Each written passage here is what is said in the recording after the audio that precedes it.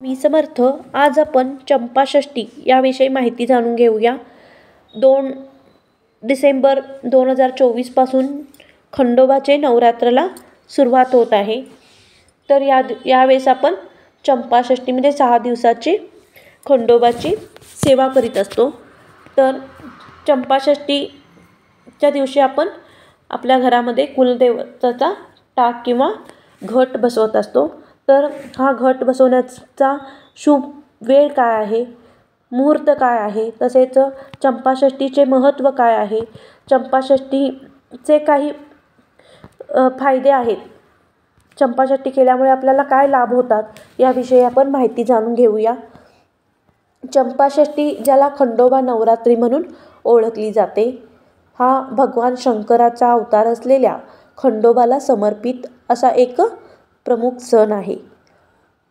प्रामुख्याने महाराष्ट्र आणि कर्नाटकमध्ये साजरा केला जाणारा हा सण 6 दिवसाचा असतो. म्हणजेच 2024मध्ये चंपाषष्ठी ही शनिवारी 7 डिसेंबर रोजी साजरी केली जाणार आहे.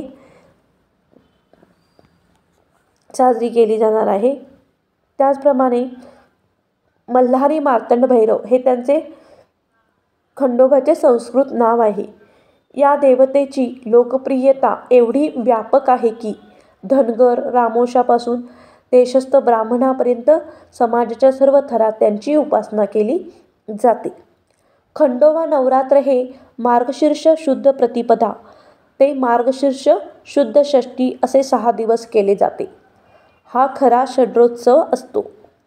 मार्गशीर्ष शुद्ध षष्ठी म्हणजेच चंपाषष्ठी या दिवशी खंडोबा ऋषीच्या विनंतीला मान देऊन मणिमल्लाचा वध करून लिंगद्वय रूपाने प्रकट झाले. नवरात्राचे 5 दिवस उपवास करून 6व्या दिवशी तो सोडतात. 6 दिवस देवापुढे नंदादीप ठेवतात. 6 दिवसात देवाला बेल, दवना व झेंडूची फुले वाहतात. त्याचप्रमाणे चंपाषष्ठी हे भगवान खंडोबाच्या मल्ल आणि मणी या 2 राक्षसावर झालेल्या विजयाचे स्मरण करते. ज्यांना ब्रह्मदेवाने अजिंक्यता दिली होती, त्यांच्या दहशतीच्या राजवटीने देवतांना भगवान शिवाची मदत घेण्यास प्रवृत्त केले. ज्यांनी राक्षसांचा पराभव करण्यासाठी मार्तंड भैरवाचे रूप धारण केले. ही लढाई 6 दिवस चालली आणि षष्ठी तिथीला संपली. हा दिवस वाईटावर विजय आणि शेतकरी, शिकारी आणि योद्धासाठी दैवी संरक्षणाचा उत्सव म्हणून मानला जातो. तर चंपाषष्ठीचा मुहूर्त आहे 6 डिसेंबर 2024 दुपारी 12:05 आहे आणि षष्ठी समाप्ती आणि चंपाषष्ठी समाप्ती होणार आहे 7 डिसेंबर 2024 सकाळी 11:05 पर्यंत समाप्ती होणार आहे. तर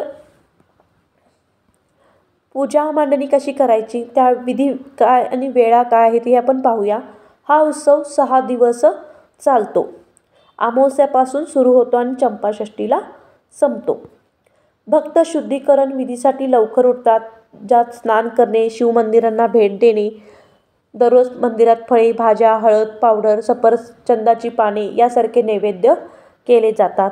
भक्त आशीर्वादासाठी देवतेसमोर 9 तेलाचे दिवे लावले जातात. अनेक धान्याचे पीठ म्हणजेच ठोंबरा म्हणजेच जोंधळे शिजवून त्यात दही व मीठ घातलेले असते.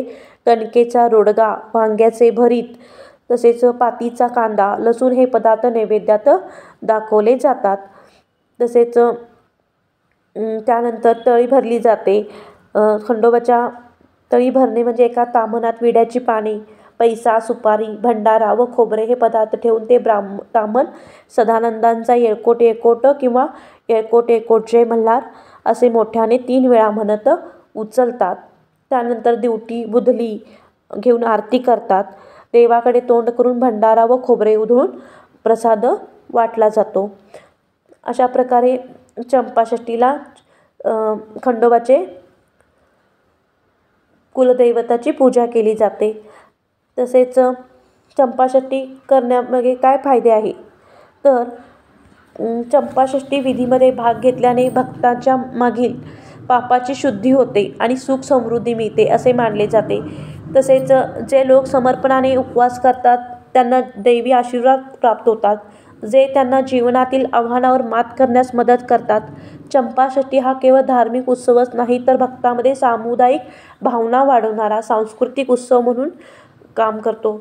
तसेच चंपाषष्ठीच्या दिवशी मल्हारी सप्तशती वाचली जाते. 6 दिवस मल्हारी सप्तशतीचे पारायण केले जाते आणि घरातील कर्त्या पुरुषाने 6 दिवस उपवास करायचा आहे आणि 6 दिवस उपवास करत असताना आपण कर्त्या पुरुषाने मल्हारी सप्तशतीचे पारायण करणे आवश्यक आहे. अशा प्रकारे चंपाषष्ठी साजरी केली जाते.